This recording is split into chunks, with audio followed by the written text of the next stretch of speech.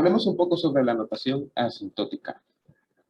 La notación asintótica es un lenguaje que nos permite estimar el tiempo que toma o el espacio que ocupa un algoritmo, identificando su comportamiento si el tamaño de entrada para el algoritmo aumenta. Esto también se conoce como la tasa de crecimiento de un algoritmo. Cuando decimos que se puede estimar tanto el tiempo como el espacio, es porque la misma función define ambos. Sin embargo, por motivos de claridad y para que sea un poco más sencillo de entender todo, vamos a centrarnos en el tiempo que toma un algoritmo para ejecutar un tamaño de entrada. Pero, ¿qué significa exactamente lo que acabamos de decir? Para entenderlo mejor, vamos a tomar en cuenta los siguientes conceptos. Todo algoritmo tiene una función, llamémosle TDN, donde n es el tamaño de entrada o la cantidad de datos que va a procesar el algoritmo. Y la función TDN nos va a dar como resultado el tiempo que durará el algoritmo en ejecutar esa cantidad de datos. Si en un gráfico tenemos en nuestro eje X el tamaño de entrada y en nuestro eje Y la duración de ejecución para esa entrada, entonces tenemos una función que podemos llamar complejidad del algoritmo. Por ejemplo, para los algoritmos que mencionamos anteriormente, el de Prim tiene una complejidad de v al cuadrado, donde v es la cantidad de vértices del grafo que vamos a utilizar. El algoritmo de Kruskal tiene una complejidad de a por logaritmo de a, donde a es la cantidad de aristas del grafo que vamos a utilizar. Y el algoritmo de Edmonds tiene una complejidad de v por a al cuadrado si se utiliza en casos convenientes.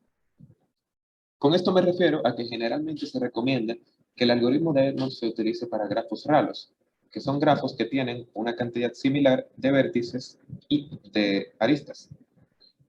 En otro caso, la complejidad puede ser diferente. Sin embargo, esas funciones son un poco sencillas. ¿Qué pasa si tenemos una función como 6n al cuadrado más 10n más 3? Aquí podemos observar que este es el gráfico de la función y que crece bastante rápido. Pero, ¿cómo podemos identificar cuál es la tasa de crecimiento de esta función? Bueno, lo primero que tenemos que hacer es identificar cuál monomio es de mayor grado. Esto es porque generalmente cuando estamos analizando la complejidad de un algoritmo, lo que queremos saber es cómo se va a comportar o cómo será la duración cuando n tienda a infinito, o sea, entre mayor sea n. Y esto significa que la diferencia entre este factor y los demás será mayor entre mayor sea n.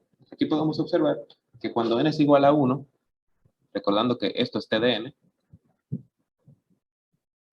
cuando n es igual a 1, TDN es igual a 6 más 10 más 3. Cuando n es igual a 5, TDN es 150 más 50 más 3. Podemos observar dos cosas. Lo primero es que la diferencia entre el 6 y el 10 se vuelve más grande cuando n crece. Aquí, aquí. Y lo segundo es que este 3 nunca va a cambiar porque es un valor constante. Si n es igual a 1500, por ejemplo, ya podemos observar que este factor será 13.500.000, este factor simplemente será 15.000 y este seguirá siendo 3.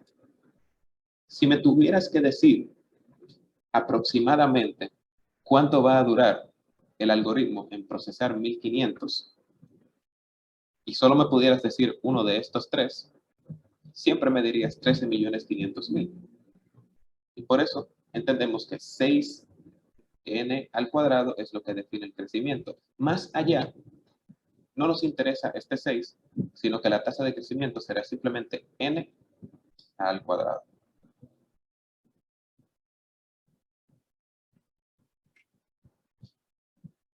Podemos ver aquí que este es el gráfico de n al cuadrado y esta es la función que define el crecimiento de esta función de aquí.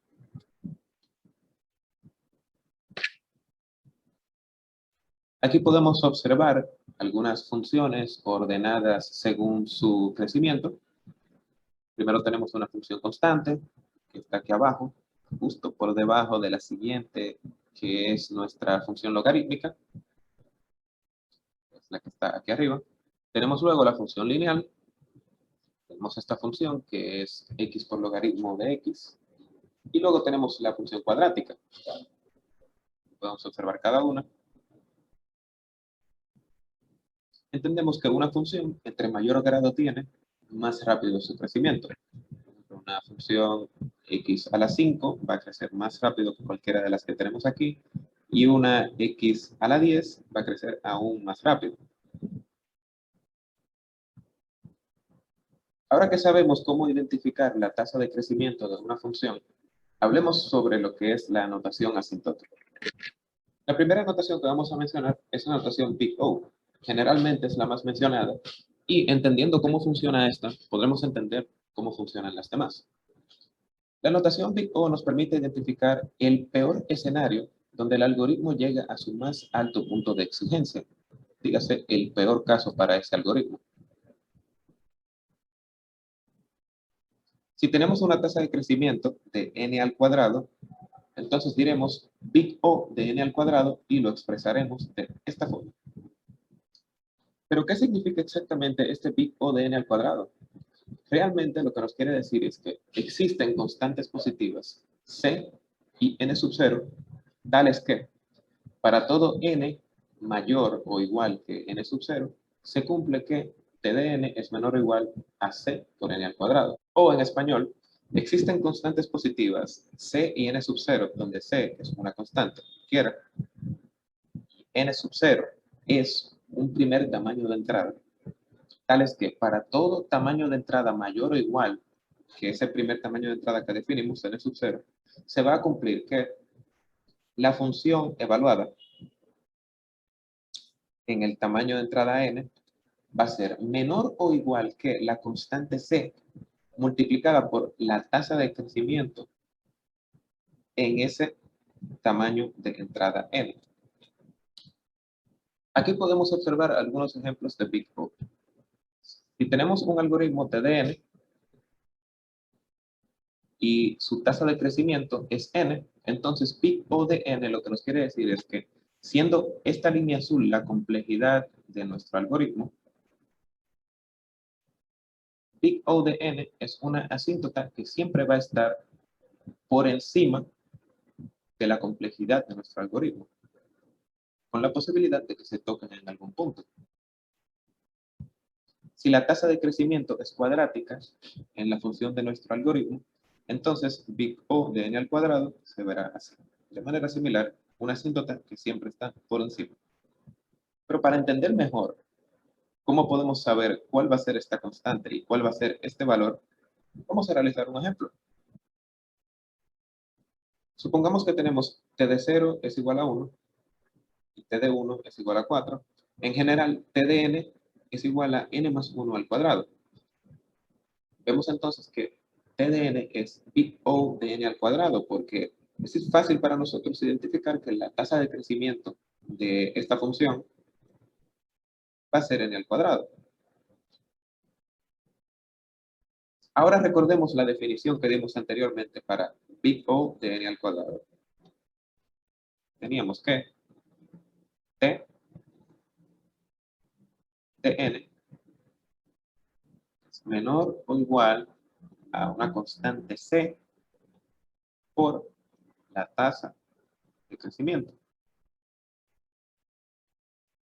Vamos a tomar un primer valor n sub 0 de 1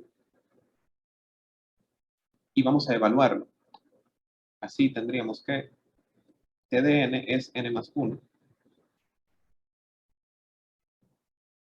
al cuadrado, y eso siempre va a ser menor o igual a constante c por n al cuadrado.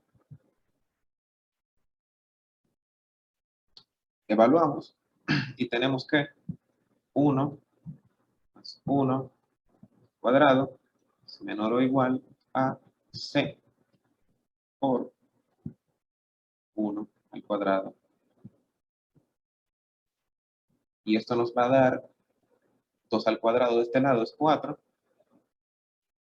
menor o igual, aquí nos va a quedar c. Por ende, sabemos que c es mayor o igual a 4. Y podemos tomar c igual a 4 como valor respectivo para nuestro n sub 0. Luego, como afirmamos anteriormente, podemos observar que para cualquier n que sea mayor o igual que nuestro n sub 0, en este caso, n sub 0 es 1. Cualquier n mayor o igual a 1 va a cumplir con la condición de que t de n es menor o igual que 4 por n al cuadrado. Asimismo, los valores que sean menores que 1 no podemos tomarlos como primer valor y podemos confirmarlo haciendo una evaluación. Como hicimos antes, en este caso vamos a decir que nuestro n sub 0, o nuestro primer valor de entrada, tamaño de entrada, sea igual a 0. 0 más 1 cuadrado es menor o igual a c por 0.